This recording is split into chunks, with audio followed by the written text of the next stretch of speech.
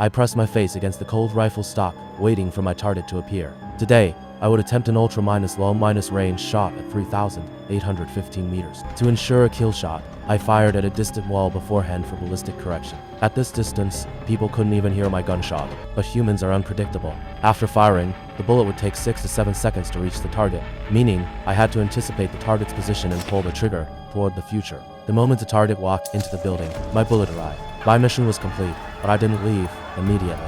Instead, I remained in position, gripping the sniper rifle tightly, deliberately creating flashing reflections to draw their attention, waiting for them to spot me. I then quickly packed the rifle into a briefcase, planted a timed explosive under the bed, and triggered the fire alarm before leaving. I got into a pre-position car and drove away, passing the arriving police. By the time they reached that building, I was already at the parking garage where my second vehicle was waiting. After switching cars, I immediately detonated the first one and left the area. When the SWAT team entered the room, they received the gift I'd left behind. The violent explosion not only destroyed everything at the scene, but also erased all traces of my presence. That same evening, I reached the border. The police had already set up checkpoints with much stricter inspections than usual, but I was prepared.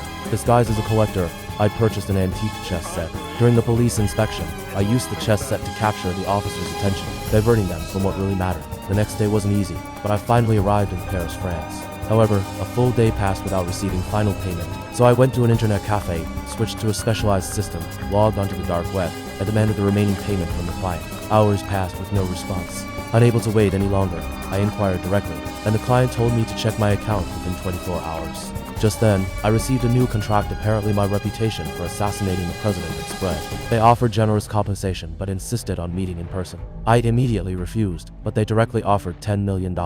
Faced with such a substantial reward, I ultimately violated my own principles. Though I demanded a $1 million meeting fee, non-refundable regardless of whether we proceeded with the collaboration. To my surprise, the client readily agreed, and I soon received the deposit. I arrived early at the agreed meeting location and quietly followed the client when she appeared. During our conversation, when I heard the target was someone named UDC, I mentioned the previous $10 million quote, saying multiply that number by 10, and you'll have my figure, raising the price from $10 million to $100 million because this target was one of the most high-profile figures in the world. She responded, "I'll need to consult my boss about this," revealing she wasn't the actual decision maker. The meeting ended there. Afterward, I returned to my residence and dressed as a corporate executive to meet my wife. Only with her did I drop all my defenses. I was simply a good husband. 20-4 hours passed, and the final payment from the previous job still hadn't arrived. I contacted the client again, but their response was completely unexpected. This was an enormous insult to me.